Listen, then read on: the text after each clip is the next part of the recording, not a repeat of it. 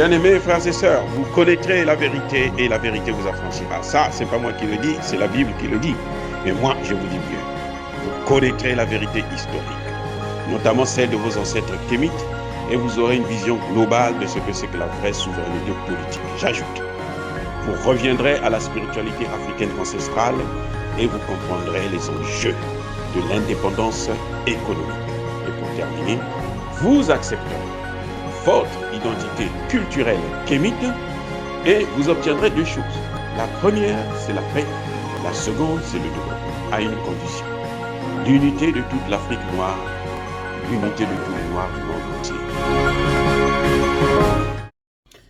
Hotep à tous, bienvenue sur la chaîne des panafricanistes par essence, par conviction et par excellence. Celle des citoyens kémites par nécessité et obligation de combat. Nous sommes une chaîne qui n'est guidée que par nos ancêtres et rien que par les ancêtres qui appartiennent à l'égrégore du monde noir.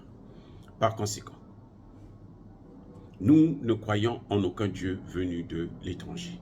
Toutefois, cette vidéo n'est aucunement destinée à inciter à la haine ou à la violence, car nous menons un combat qui est d'abord et avant tout spirituel, intellectuel et démocratique. Ensuite, il est politique, géopolitique et géostratégique contre l'impérialisme, le colonialisme, le néocolonialisme et l'endocolonial, qui sont tous qualifiés de crimes contre l'humanité. Nous menons ce combat sur la base du principe fondamental que nous avons hérité de nos ancêtres kémites, qui est celui de la Mahat, c'est-à-dire solidarité, vérité et justice. Vous êtes donc en droit de connaître la vérité, et nous avons l'obligation de vous dire la vérité, rien que la vérité, afin que justice soit rendue au continent africain. Et ça, c'est notre modeste contribution dans cette noble lutte en faveur de la souveraineté, la dignité, la solidarité et l'unité africaine. C'est exactement ça que nous appelons le panafricanisme. Bien-aimés frères et sœurs, les pays africains, le Gabon, l'Angola, le Congo, Brazzaville, le Congo, Kinshasa, s'apprête à dérouler le tapis rouge à un nain politique qui a pour nom Emmanuel Macron. Les chefs d'État africains lui donnent de l'importance. Ils veulent le ressusciter. Il est déjà mort. Hein? Je vous ai déjà dit que ce type, c'est un drogué. Ce n'est pas moi, ce sont eux-mêmes. Dans les grands milieux français, on dit qu'il est addict de la drogue. C'est-à-dire que s'il ne prend pas la drogue le matin, il ne peut pas se lever de son lit. Eh oui, il est addict. C'est-à-dire qu'il est... Et c'est normal qu'il raconte n'importe quoi. Il est perdu, il raconte n'importe quoi. Mais, vous savez, on va voir tout à l'heure, tout de suite, comment d'autres présidents le qualifient. Quelle est l'image qu'Emmanuel Macron donne dans sa politique étrangère quand il collabore, négocie avec d'autres chefs d'État? Si en Afrique, on le prend pour un demi-dieu, parce qu'il était d'abord Jupiter, il est maintenant Vulcain, mais ce n'est pas ce que l'on pense de lui ailleurs. Eh oui, ce n'est pas ce qu'on pense de lui ailleurs.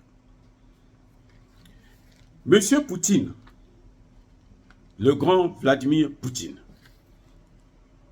il dit que Macron n'est pas crédible.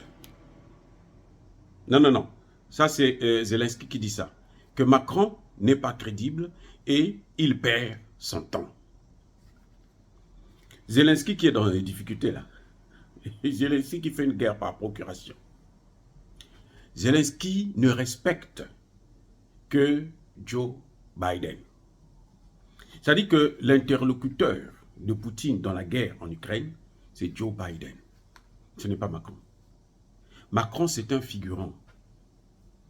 Il est là pour faire les petites besognes. C'est-à-dire que c'est un paillasson. C'est-à-dire que c'est l'homme de course, quoi. La femme de ménage des Américains et même des Allemands. Vous avez vu dernièrement pour recevoir Zelensky, qu'est-ce qu'il a fallu? Il a fait, il a invité d'urgence le chancelier allemand pour venir parler avec Zelensky. Parce que seul, il ne pouvait pas le faire. Parce que la France ne pèse plus sur l'échiquier international. La France n'est plus une puissance. La France n'a pas de parole. La France n'est plus celle de Gaulle, un autre criminel, certes, mais qui était un homme qui essaie de se battre pour donner de la valeur à son pays, qui a chassé d'ailleurs les Américains. Les Américains avaient une base militaire en France. Hein. De Gaulle a demandé à ce que cette base-là les Américains puissent repartir. Mais lui, il fait tout ce que les Américains lui demandent de faire. C'est pour ça que Zelensky dit que il n'est pas crédible. Un coup, il veut négocier avec Poutine. Un autre coup, il veut renforcer la guerre. Il vous dit, oh, vous savez, l'Ukraine doit gagner la guerre, mais il ne faut pas écraser Poutine. Qui va écraser Poutine? Lui. Lui, là, il va écraser Poutine. Alors que Sarkozy, quand il est allé voir Poutine, pour lui parler des droits de l'homme, Poutine lui a dit, toi là, ton pays là, je peux l'occuper en quelques minutes. En peu de temps, j'occupe la France. Sarkozy est sorti de là comme s'il s'était drogué. Bon, ils sont tous des drogués d'ailleurs, mais Macron c'est le grand chef. Vous voyez, donc, en Afrique, on lui donne de l'importance, mais Zelensky, je dis, c'est rien du tout.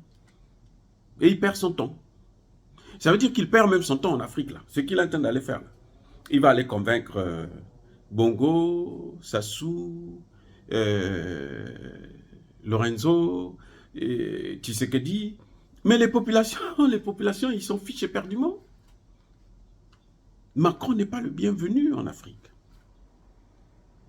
Lui qui vient pour parler des forêts, ils veulent maintenant faire de nos forêts un bien commun de l'humanité. Nous, on a protégé ces forêts-là depuis très longtemps. C'est maintenant eux qui veulent venir nous apprendre comment il faut protéger les forêts, alors qu'ils n'ont pas de forêt chez eux. Où est-ce qu'ils ont appris à protéger les forêts?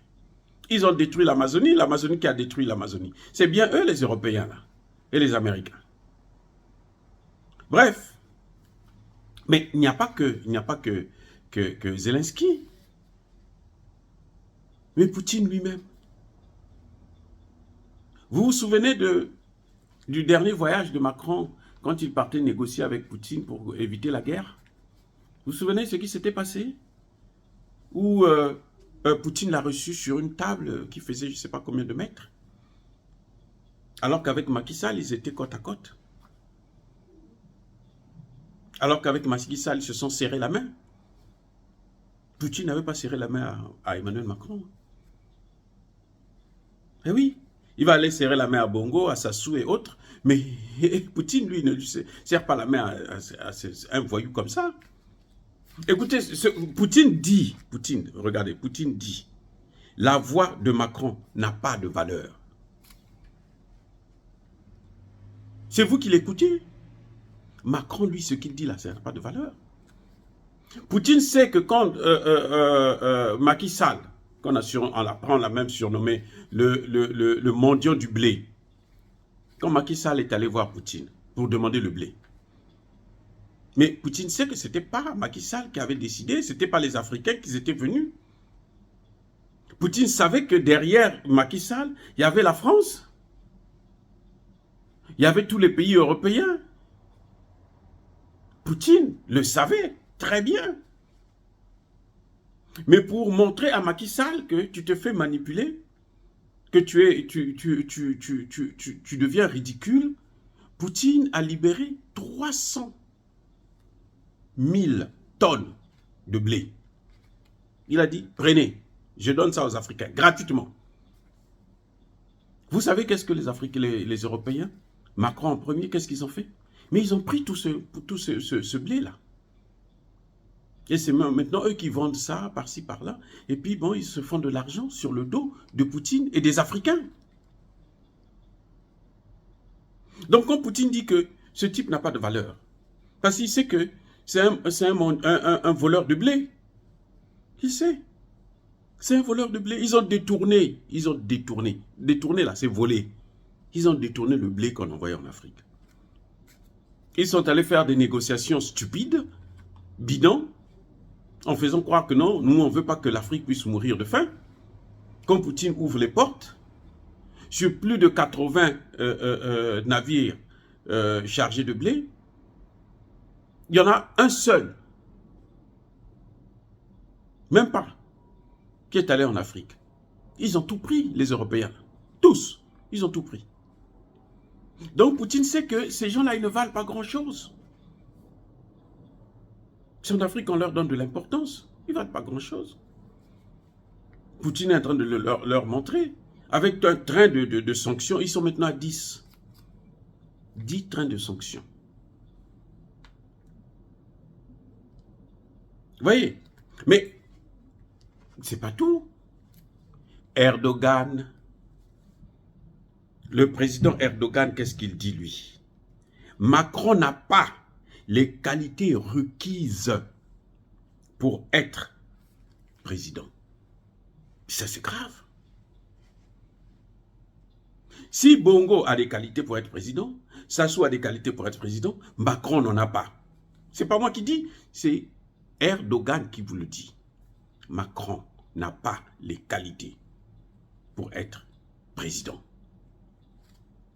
Vous savez pourquoi?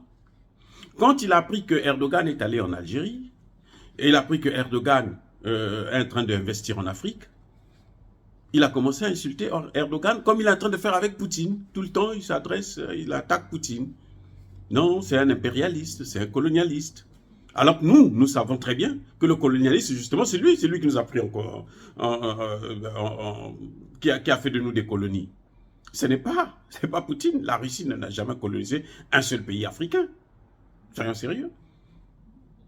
Et aujourd'hui, les pays africains se disent, non, on en a marre de cette colonisation, des conséquences de la colonisation, de ce néocolonialisme, de cette recolonisation qu'ils sont en train de faire avec les bases militaires françaises un peu partout maintenant en Afrique. Et donc, les gens ne sont pas contents. Ils préfèrent changer de partenaire, avoir affaire à des gens qui les respectent. D'ailleurs, même lui-même l'a reconnu, comme il est un champion de changer, de tourner les vestes. Vous voyez, Erdogan l'a dit, pourquoi? Parce qu'il a dit, mais attendez, c'est lui qui a pris les pays africains en esclavage. C'est lui qui les a colonisés, lui et les autres, bien sûr. Et c'est lui qui vient dire que moi, je suis en train de coloniser l'Afrique. Parce que les Africains ne veulent plus marcher avec lui, ne veulent plus traiter avec lui, ne veulent plus régler leurs problèmes avec lui. Mais c'est lui qui a un problème. Parce qu'en tant que chef d'État, en tant que président, mais Emmanuel Macron devait assumer maintenant sa responsabilité. La responsabilité de la France dans l'esclavage et la colonisation. La responsabilité des Français. Parce que là, ce n'est pas les dirigeants qui nous ont pris en esclavage, ce sont les Français. La responsabilité des Français. Et tout a commencé, le calvaire de l'Afrique. C'est l'esclavage ça a commencé par l'esclavage. Le début de tout, c'est l'esclavage. Donc, au lieu de présenter des excuses et voir comment faire pour réparer, non, il vient, il s'attaque à Erdogan. Pourquoi tu vas dans notre précaré? Le ministre des Affaires étrangères russe l'a dit. Joseph Borrell, l'autre voyou belge de l'Union européenne, et le Druon, un autre voyou, là, un gangster, qui était aussi ministre des Affaires étrangères. Ils disent à Sergueï Lavrov plutôt, ils lui disent que la Russie n'a pas le droit d'aller en Afrique. L'Afrique, c'est pour nous. Depuis quand nous appartenons à ces imbéciles?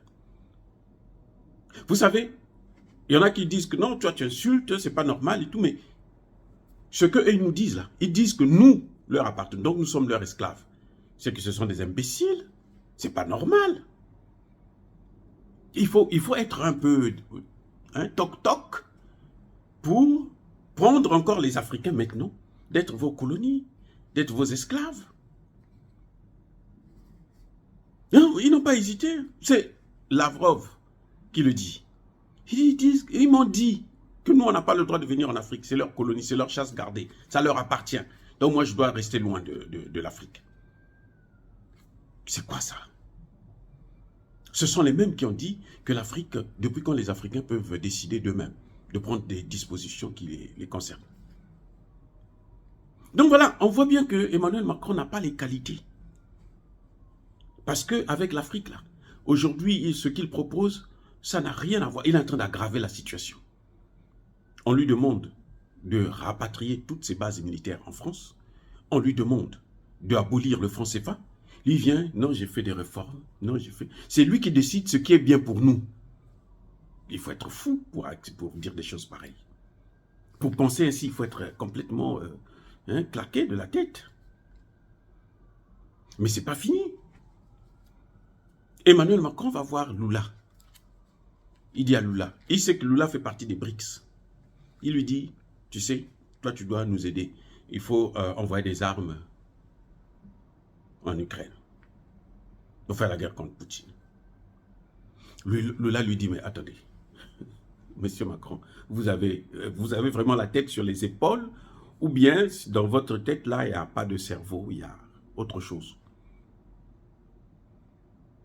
Moi, je ne suis pas en guerre contre la Russie. Lula lui dit, mais moi, ma guerre à moi là, c'est contre la pauvreté.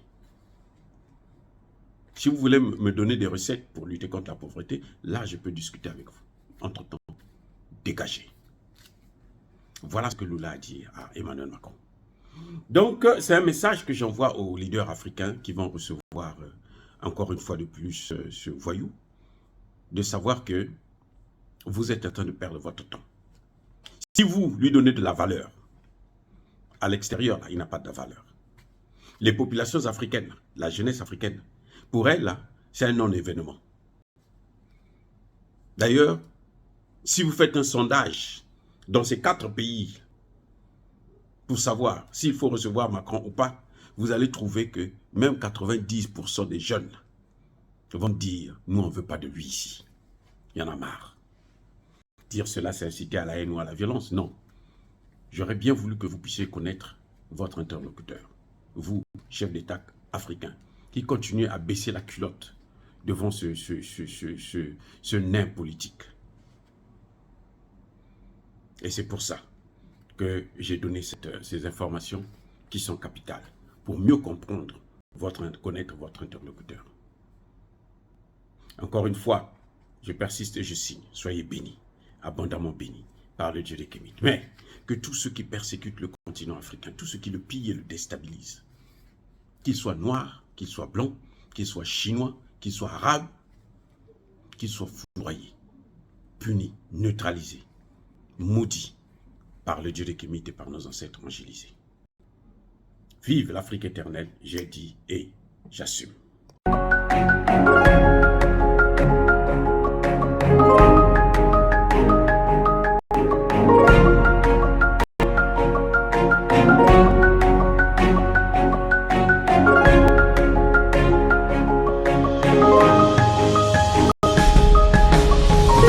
Eux, ils marchent par la foi et non par la vue.